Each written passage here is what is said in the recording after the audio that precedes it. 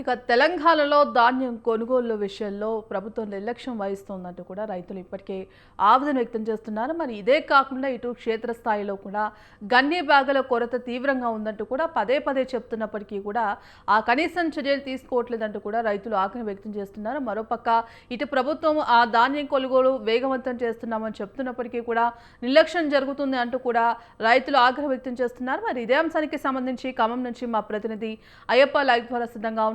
అయ్యప్ప, ఇప్పటికే చూస్తున్నాం తెలంగాణలో పూర్తి స్థాయిలో కూడా ధాన్యం కొనుగోళ్ల విషయంలో కావచ్చు, ఇటు గన్నీ బ్యాగుల విషయంలో కావచ్చు, ఇటు హమాలీల విషయంలో కూడా కొరత ఉందంటూ కూడా రైతులు చెప్తున్నారు. మరి ఇప్పటికే ప్రభుత్వం కూడా ధాన్యం కొనుగోళ్లు వేగవంతం చేస్తామని చెప్తున్నప్పటికీ కూడా నిర్లక్ష్యం జరుగుతుంది అంటూ కూడా చెప్తున్నారు. అసలు పరిస్థితి ఏ విధంగా ఉంది? భాగ్యశ్రీ, ఉమ్మడి ఖమ్మం జిల్లాలో రైతులైతే వరి కొనుగోలు చేయకపోవడం తీవ్రంగా నష్టం వాటిల్లిందని చెప్పాలి. ఎందుకంటే ఆరుగాలలో పండించినటువంటి బయట అప్పులు తెచ్చినటువంటి పంట పండించిన రైతులకైతే ఇక్కడ సరైన గిట్టుబాటు లేకపోవడం, హిమాలయాలు రాకపోవడం, ఇంకా లారీలు ఆ కొరత కూడా ఏర్పడిన పరిస్థితి అయితే ఉంది. ప్రధానంగా ఉమ్మడి ఖమ్మం జిల్లాలో ఇటు వైరా, సత్తుపల్లి, మదిర ప్రాంతంలో అత్యధికంగా వరి పండించిన రైతులకైతే కనీసం గిట్టుబాటు ధర లేకపోవడంతో తీవ్ర ఇబ్బందులు ఎదుర్కొన్న పరిస్థితి ఉంది.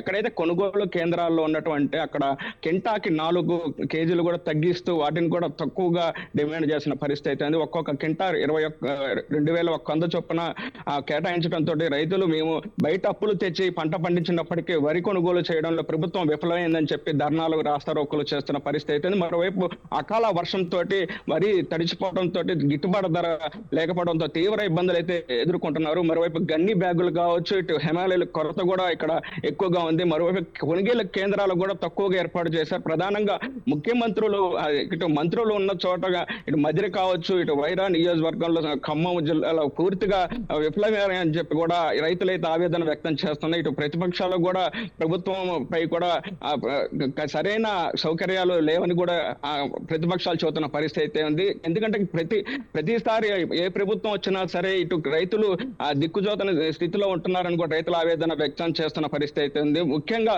కొనుగోలు కేంద్రాల వద్ద ఏదైతే దళారీలు పెత్తనం అయితే ఎక్కువగా ఉన్న పరిస్థితి ఉంది. గిట్టుబాటు ధర ఇవ్వకపోవడం, అక్కడ ఉన్నటువంటి ప్రభుత్వ అధికారులు కూడా నిర్లక్ష్యం వహిస్తున్నారని కూడా రైతులు ఆవేదన వ్యక్తం చేస్తున్న పరిస్థితి. ఇప్పటికైనా సరే అక్కడ ఉన్నటువంటి కళ్ళాల్లో ఉన్నటువంటి వరిని కొనుగోలు చేయాలని కూడా చెబుతున్న పరిస్థితి. కనీసం గన్ని బ్యాగులు కూడా లేకపోవడం, ఇటు హిమాలయాలు లేకపోవడం కూడా తీవ్ర ఇబ్బందులు అయితే ఎదుర్కొంటున్న పరిస్థితి ఉంది.